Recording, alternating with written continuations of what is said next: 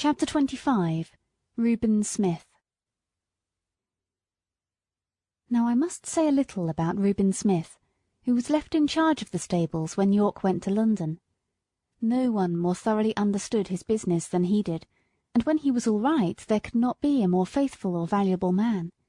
He was gentle and very clever in his management of horses, and could doctor them almost as well as a farrier, for he had lived 2 years with a veterinary surgeon.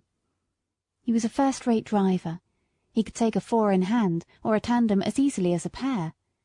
He was a handsome man, a good scholar, and had very pleasant manners. I believe everybody liked him. Certainly the horses did. The only wonder was that he should be in an under situation, and not in the place of a head coach like York. But he had one great fault, and that was the love of drink. He was not like some men, always at it. He used to keep steady for weeks or months together, and then he would break out and have a bout of it, as York called it, and be a disgrace to himself, a terror to his wife, and a nuisance to all that had to do with him. He was, however, so useful that 2 or 3 times York had hushed the matter up and kept it from the Earl's knowledge. But one night, when Reuben had to drive a party home from a ball, he was so drunk that he could not hold the reins, and a gentleman of the party had to mount the box and drive the ladies home. Of course this could not be hidden, and Reuben was at once dismissed. His poor wife and the little children had to turn out of the pretty cottage by the park gate and go where they could. Old Max told me all this, for it happened a good while ago, but shortly before Ginger and I came, Smith had been taken back again. York had interceded for him with the Earl, who is very kind-hearted, and the man had promised faithfully that he would never taste another drop as long as he lived there. He had kept his promise so well that York thought he might safely be trusted to fill his place while he was away, and he was so clever and honest that no one else seemed so well fitted for it. It was now early in April, and the family was expected home sometime in May. The light brown was to be fresh done up, and as Colonel Blantyre was obliged to return to his regiment, it was arranged that Smith would drive him to the town in it and ride back. For this purpose he took the saddle with him, and I was chosen for the journey. At the station the Colonel put some money into Smith's hand and bid him good-bye, saying, "Take care of your young mistress, Reuben, and don't let Black Auster be hacked about by any random young prig that wants to ride him. Keep him for the lady."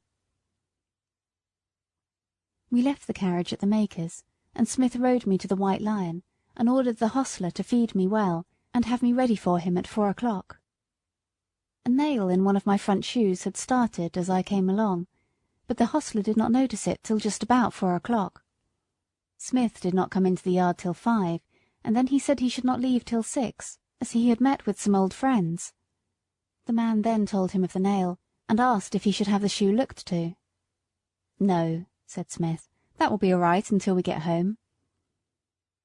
He spoke in a very loud, off-hand way, and I thought it very unlike him not to see about the shoe, as he was generally wonderfully particular about loose nails in our shoes. He did not come at 6, nor 7, nor 8, and it was nearly 9 o'clock before he called for me, and then it was with a loud, rough voice.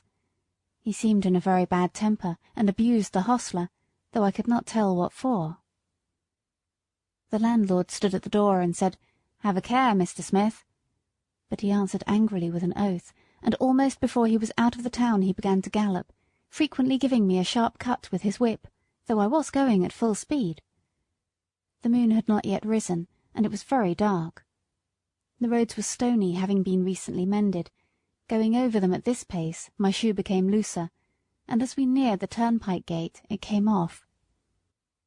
If Smith had been in his right senses, he would have been sensible of something wrong in my pace, but he was too drunk to notice. Beyond the turnpike was a long piece of road, upon which fresh stones had just been laid, large, sharp stones, over which no horse could be driven quickly without risk of danger.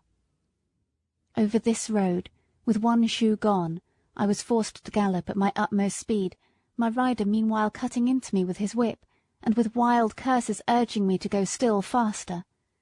Of course my shoeless foot suffered dreadfully. The hoof was broken and split down to the very quick, and the inside was terribly cut by the sharpness of the stones. This could not go on. No horse could keep his footing under such circumstances.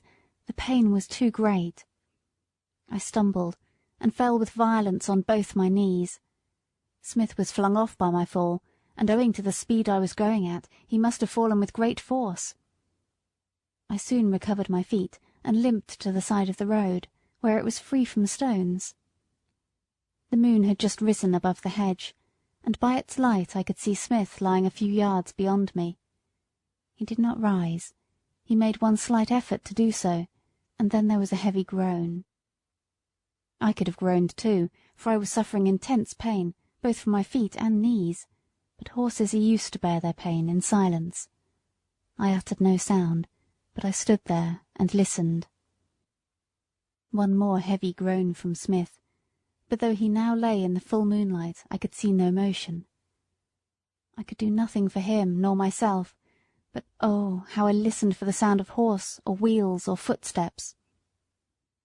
The road was not much frequented, and at this time of the night we might stay for hours before help came to us.